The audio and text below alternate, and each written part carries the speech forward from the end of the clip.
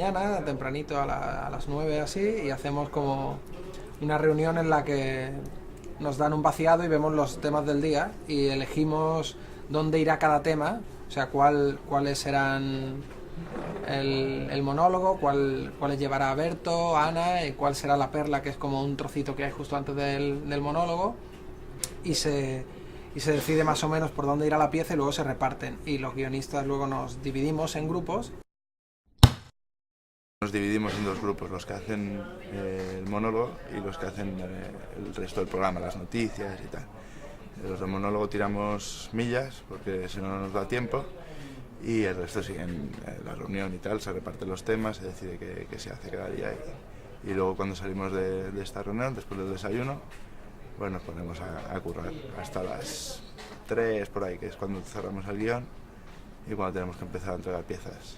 Cuando entregamos el guión está a las 3, vamos a comer, y a las 5 hay una reunión de lectura de guión con Berto, Andreu, a veces Ana y los jefes de cada departamento. Entonces ahí siempre hay un guionista de guardia, por así decirlo, que es el que se encarga de hacer los posibles cambios que vayan surgiendo.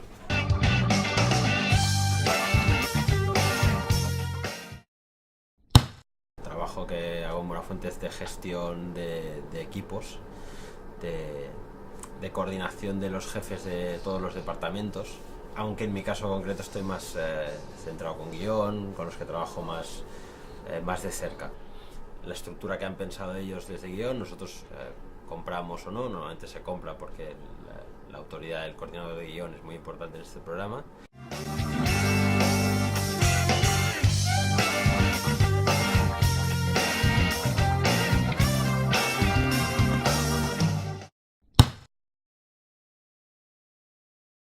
Cerramos guión y yo voy luego por la tarde a hablar con Andreu, reviso con él el monólogo, reviso la entrevista, revisamos la perla de inicio de programa y él nos hace algunas correcciones si lo cree conveniente y hacemos los cambios de guión.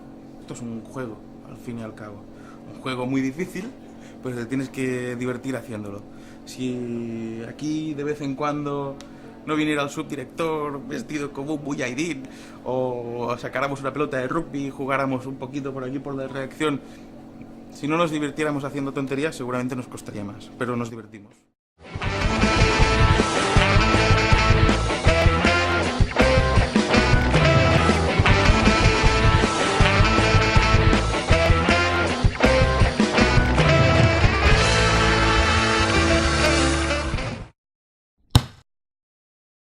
Jo entro a les 12, just quan es fa la reunió de serveis, que se'ns informa a tothom dels continguts del programa del dia i també del que se sap dels continguts dels programes següents. No?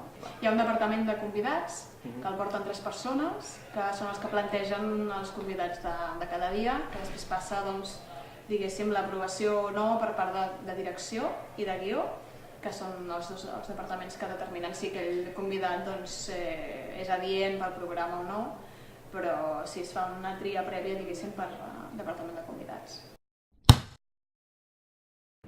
El volum absolut de feina arrenca a la 1, que és quan realment sabem què és el que tenim i què és el que hem de fer. I juguem contra el temps, perquè a vegades hem de fer veritables miracles. Pots trobar coses molt inverosímils. Si et gires, veuràs que tenim uns ovnis fets amb tapes de beguda refrescant del McDonald's i un pot de flàndol. Anem a reunió de guió, es fa una lectura de tot el guió, amb guió, realització i alguns caps de departament o companys de tots els departaments. Després sortim d'aquesta reunió i comencem els assajos amb l'Andreu. Hi ha els assajos de més pes. Fent una mica de totes les seccions, veient tots els vídeos que s'han de fer, tots els pollastres que es fan al llarg del programa, etc. ¿Y esta música qué es? ¿Qué es mejor que un muerto puede ser alcalde de un tramuerto? Cae por su propio peso, como los testículos de un viejo.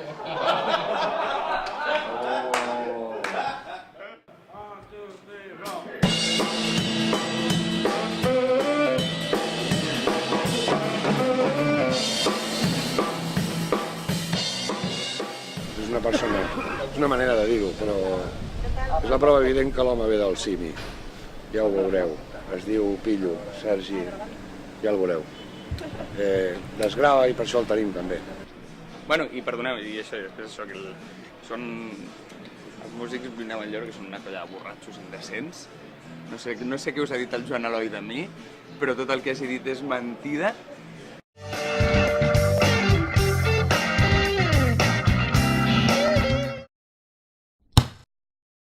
La meva funció, bàsicament, aquí al programa és tot el tema de la rebuda del públic, rebre el públic quan ja estan dins del plató, els faig una miqueta de benvinguda amb to d'humor, no? Els hi explico una miqueta de què va el tema. Bàsicament es podria dir que sóc el que trenca el gel amb el públic. La gent ve una miqueta amb l'expectativa de què passa i tal i qual, però de vegades se'ls ha d'escalfar, una miqueta, valga l'expressió, el telonero del jefe, de l'Andreu. Però sobretot és molt important que el públic entengui que això és un espectacle televisiu i que han d'estar com un mes, no? Que tot el que passi a plató es vegi reflectit amb el públic, que no es tallin, que no tinguin vergonya, que estiguin interactius, que no se sentin cohibits per les càmeres i tal, que poden fer el que vulguin, expressar-se i tal i qual. I tot això ho explico com una mena de monòleg al principi, llavors ja la gent entén de què va el rotllo, és una miqueta això.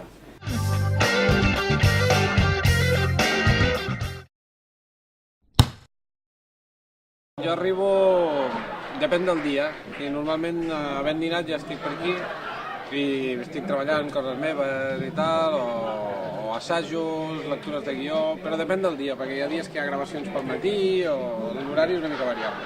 Però el que és segur és sempre després de dinar fins a que s'acaba el programa.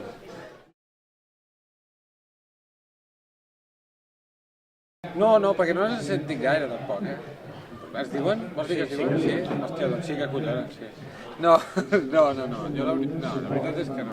El successor és un nen, ara és un nen que està fent coses de nen, menjant sorra, esnifant pegamento, vull dir, no com a droga, allò que agafa una mica de pegamento i coses de nen, menjar llumbrius.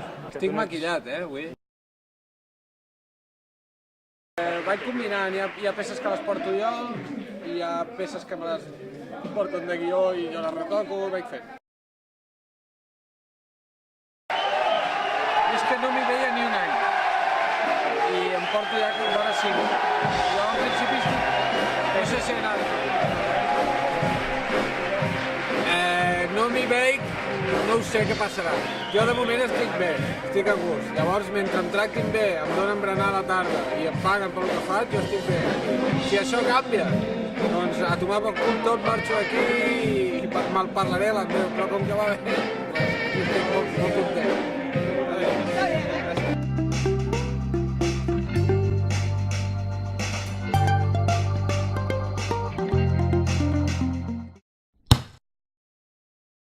Normalment jo arribo a les 4:30 o 5, depenent del dia, i vinc directe a la reunió, fem la reunió de guió, els guionistes ens diuen què hem fet i què hem pensat i quines maldades farem al dia, i després de fer la revisió del guió vinc aquí. Tot això és com cirurgia directament, em converteixo en una dona i després pujo, em vesteixo, assagem i cap endavant. Jo crec que sí. Tu creus que sí, no? Jo crec que també, vull dir, qualsevol persona està preparada per fer humor i per entendre l'humor. La cosa és que tu vulguis fer-ho, és una qüestió de voluntat. No crec que sigui una cosa de sexe. N'hi ha molt més d'homes que de dones, però jo crec que és una cosa també històrica que té molt a veure amb el ridícul. Posar-se en ridícul és una cosa que abans no era molt adequat per una dona. Les dones havien de seure d'una manera, havien d'estar ben pentinades, ben no sé què, i tot això s'està perdent, perquè la dona cada cop fa més coses. I això és a diari, això és així, et vas acostumant. I cada cop la dona fa més coses que tenen a veure amb la pèrdua de la dignitat i de la presència, no? Fer el ridícul crec que és una part essencial de l'humor i la dona cada vegada està més disposada a perdre aquesta compostura, no? El guió es respecta sempre perquè hi ha gent que porta treballant des de les 10 del matí. Si tu creus més graciós que ell, estàs malament al cap, que ells porten 8 hores fent el que tu diràs. Però sí és veritat que a vegades quan sorgeix alguna cosa allà, s'ha d'aprofitar, perquè si no és una pena. Si ho deixes passar, has perdut alguna cosa que ha passat i molt de bo, no? Això sempre ho fem.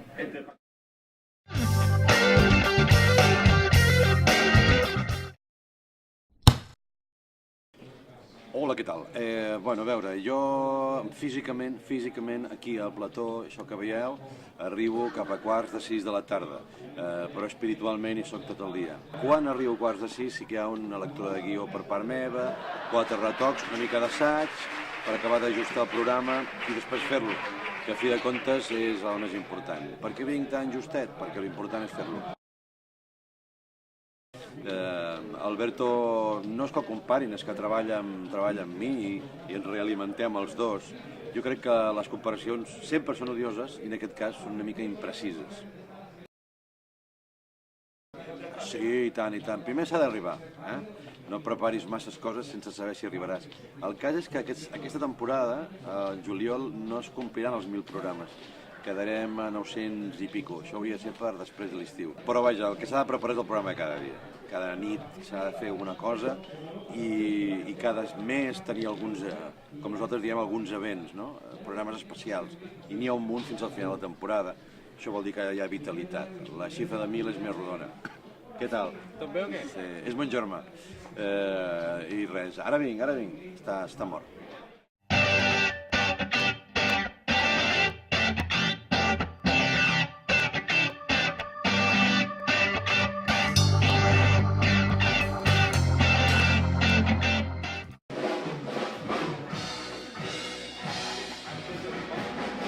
Bienvenidos a Buenafuente, un programa súper fuerte que mola mogollón.